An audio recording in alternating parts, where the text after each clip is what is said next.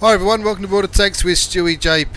I'm Stewie and this is the Tier 8 Russian reward tank from some of the campaigns that have been happening on the Asian server. And there's a new campaign about to start. Well, as I'm recording it, it's about to start. By the time I upload this video, it's probably already on. Operation Steel Corridor, I think it's called. And in this replay, Raavi 18 from what university? Southeast Asia, is platooned up with his old mate Pedro. And Raavi's driving the IS-5, which, as I said, it's one of the clan ward reward tanks from the mini campaigns that happen from time to time. And it's a tank I don't have. I don't really do these campaigns anymore, but he's going to give a great demonstration of how to use this big Russian heavy tank on Mountain Pass.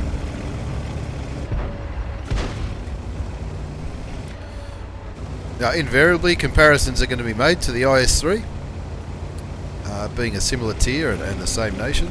It is quite similar. I think the gun is almost the same. The armour is slightly different. It's not, if you look at the front, it's got the pike nose, similar to the IS-3, but the pike is not as prominent on the IS-5, but it can still bounce a hell of a lot of damage, as you're going to see pretty soon on. Now, Raavi's with his mate is looking at the enemy tanks around this corner. Unfortunate just to track that A43, but he looks like he's used his repair kit up. And the A43 is thinking, I'm not going to be part of this battle. There's 3 tier 8s that I can see, and probably more around the corner. So he's out of there. And Raavi's looking for a shot on that T29 or the enemy IS-3. Pedro's moving forward. Raavi unlucky not to get any damage on that T29. Looks like it bounced off the side of his turret, possibly. And now he's trying to move in to get a better shot. Takes a damaging hit from the IS-3, but puts a nice whack into that A43 Tier 6 Russian medium tank. He probably should have kept running. They're obviously talking to each other on TeamSpeak or whatever application what university Southeast Asia use, and have decided we're going to get rid of these blokes as quick as we can, because it looks like the enemy, looking at the mini-map, looks like the enemy are camping it pretty hard. It doesn't look like nobody's pushed the ice road, but then again, these two guys back here, 2 top tier tanks, at the moment they're not really in the game. As Raavi puts a shot into the IS-3. It looks like the IS-3 just fired, and probably the shell, I think, went into the dirt. So Raavi puts in another shot into. He's already picked up 1,605 hit points of damage, and looks like the IS-3 is focused on Pedro. So Raavi's going to try and help him get rid of him before Pedro gets killed, which doesn't. They get rid of the IS-3 very handily. Raavi's already picked up a kill, but he's looking at the mini-map. Looks like plenty of tanks are going up that 1-2 line, so he's turning around and he's going to try and get a different angle, possibly on all these tanks that are, looks like they're all camping the base. No idea why they would do that. They've got some pretty good heavy tanks on the enemy side who probably shouldn't be just sitting back sniping, but that's World of Tanks. That's what happens. Speaking of World of Tanks, at the start of November, I was fortunate enough to meet some players at a wargaming gathering in Melbourne. It was a really good night. It was a good event. Met some people who I'd never met before, and everyone had a really good time. The food looked amazing, and the beer was flowing. It was a good laugh, good night, and we got to meet some of the producers of World of Tanks, as well as lots of players. I think there was about 150 odd people there. Or 150 odd people were going to go. I don't know how many went, but it was a good night in Flinders Street in Melbourne. It was a good opportunity to meet up with some of the people who work for wargaming, as well as the players. Good turnout for the World of Warships people too. A lot of people from World of Warships were there, and World of Warships announced the first Australian ship coming into the game on the 11th of November, which everyone was really excited about. Now, unfortunately, Pedro just got taken out then by the J Panther, who's up there sniping on the hill, as J Panthers do.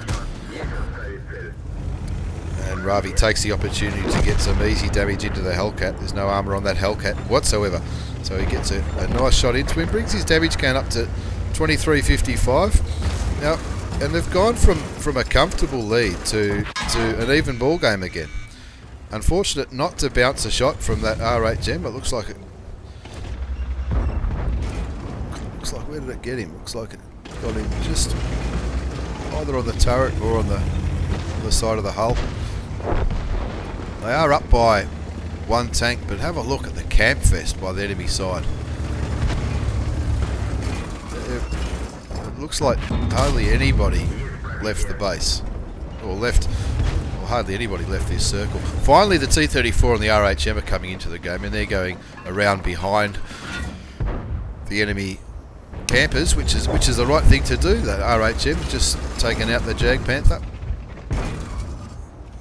Raavi gets a shot into the IS-6 and sets him on fire. He hasn't put the fire out. Is he going to? He doesn't. Someone else takes the kill, but it brings his damage count up to a very handy 3,500. But he's not done yet. And it looks like the camp didn't work. Now it's a case of everyone's searching for their last piece of damage, which is what happens. There's only 3 tanks left. Fires clutch and lands a shot into the R8 gem. He's still got 623 hit points of health left, so Raavi's going to get straight in there and try and get another damaging shot. Looks like the KV4 just fired, so Raavi puts a shot into his lower plate, bringing his damage count up to nearly 4,500 hit points of damage. Can he get another shot off? I reckon he will. There's still plenty of hit points up for grabs. Just misses the opportunity to shoot that first RHM, so he kills the second one, picking up his second kill, and not a bad win in the end, 15-7. As we have a look at the post-game battle results, and this is going to really show you how good premium tanks can be, especially when you're top tier. Top tier, you know, the armour on the IS-5 is more than enough to cope with anything you're going to come up against, especially if you use your angle well. And you can see Raavi picked up an ace tanker in that game, as well as a bruiser, shell-proof and fire for effect. The Confederate medal for hitting more enemy tanks than anybody else on their team. And of course the high caliber, because he did an absolute shitload of damage. Looking at the second page, you can see he did nearly 4,700 damage. Only picked up 2 kills, but 1,437 base experience. He fired 13 shots, they all hit, and only 2 bounced the enemy tanks, which gave him that awesome score. Blocked 1,700 hit points of damage, and also a bit of spotting damage as well from being right up the front in all the action. And have a look at that bottom line profit on the IS-5, 123,763 credits. That's what premium tanks are for, grinding credits, and of course training crew members. But an awesome game. Only went for 7 minutes, but in 7 minutes, Raavi picked up 4,700 hit points of damage, which is an absolute awesome game, enough to get him the ace tanker. And he obviously loves that tank, because it's games like that which makes you keep playing him. Hope you've enjoyed this replay. Thanks very much, Raavi. An awesome game in the IS-5, a tank I haven't got. It's a pretty rare tank. A very good game. Thanks for watching, everyone. Take care, and I'll see you all next time.